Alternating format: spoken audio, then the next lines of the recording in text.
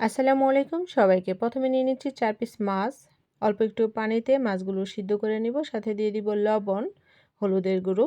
সিদ্ধ করা শেষ হয়ে গেলে মাছগুলো আমি কাটা ছাড়িয়ে নিব। আর লাগবে সিদ্ধ করা আলু। মাছগুলোর কাটা ছাড়িয়ে নিয়েছি আর কিছু আলু সিদ্ধ করে রেখেছি।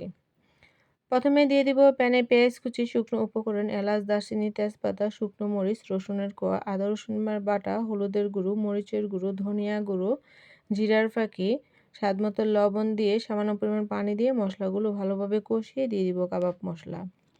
পাঙ্গাস মাছের নাম শুনলেই যারা নাক ছিটকান এবং যারা মাছ একদমই খেতে পছন্দ করেন না তারা কিন্তু আমার এই রেসিপিটি ফলো করতে পারেন। আর আপনি এই রেসিপিটি ফলো করে বানিয়ে খেয়ে তারপর এসে আমার ভিডিওতে কমেন্ট করবেন আমার এই কাবাবটা কেমন হলো। মাছগুলো দিয়ে দিয়েছি, সাথে দিয়ে দিচ্ছি আলু।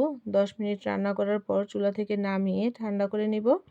ঠান্ডা হওয়ার পর সাথে দিব ধনিয়া পাতা, ১টি ডিম। যদি মনে হয় ডোটা খুব বেশি নরম হয়ে গেছে তাহলে আপনি এখানে পাউরুটি দিতে পারেন অথবা ৩০ মিনিটের জন্য ফ্রিজের নরমালে রেখে দিতে পারেন। একদম পারফেক্ট একটা ডো রেডি হবে কাবাবের জন্য।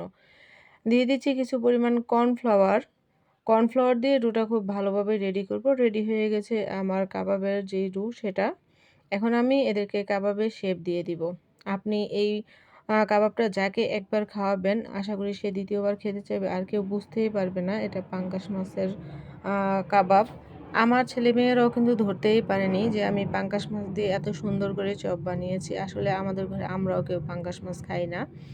যেহেতু আমার জামাই নিয়ে আসছে তাই চিন্তা করলাম মাছকে কিভাবে নতুনভাবে খাওয়া যায়। যেহেতু আমরা কেউ খাই না, এমন কি করা যায় যেটা করলে মাছও খাওয়া হবে আর কাজেও লাগবে। যেই কথা সেই কাজ। ভিডিওটি ভালো লাগলে অবশ্যই শেয়ার করে দিবেন। পরবর্তী ভিডিও পাওয়ার জন্য ফলো দিতে ভুলবেন না। সবাই ভালো থাকবেন আর চপটা কেমন লাগলো কমেন্টে জানাবেন।